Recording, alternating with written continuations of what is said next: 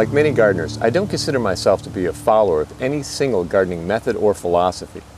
Instead, I'm influenced by a number of different approaches, and my approach reflects a balance of goals derived from my own personal values. Today I thought I'd share how this balancing act informs my decisions and methods. In no particular order, here are some of the goals that I try to keep in balance.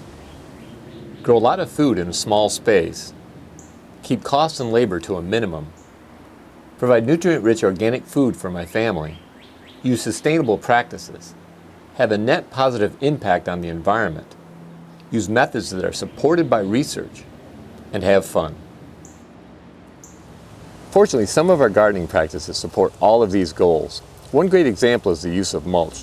Over the years, we've used a wide variety of free local resources to mulch our garden beds, including wood chips, autumn leaves, grass clippings, chop and drop garden waste, and used coffee grounds.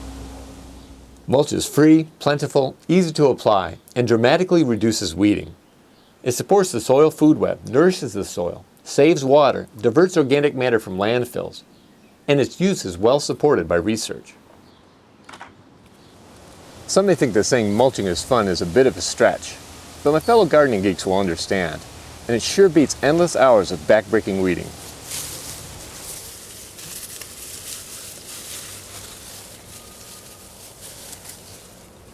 Making our own compost and worm castings from free local resources is also consistent with all of our goals. And along with mulching, it's enabled us to avoid using store-bought fertilizers entirely, which saves a lot of money.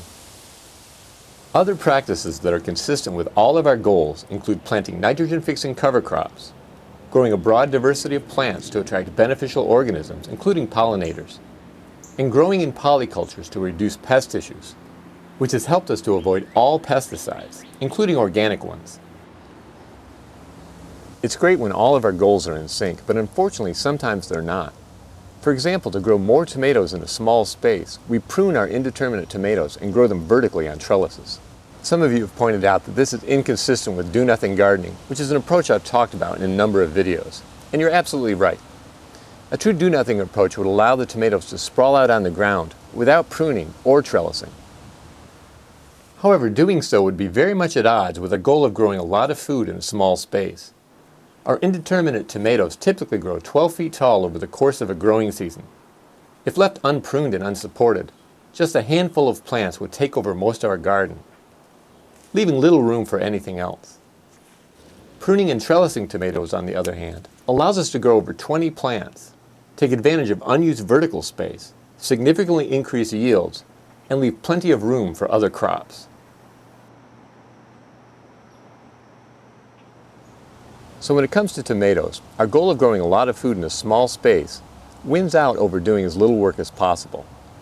This is a great example of how I may be very influenced by a particular gardening method like do-nothing gardening, but I don't adhere to it strictly when it conflicts with other priorities. Likewise, our metal trellises may not be as environmentally friendly or sustainable as trellises made from natural materials like branches, but their use supports other very important goals.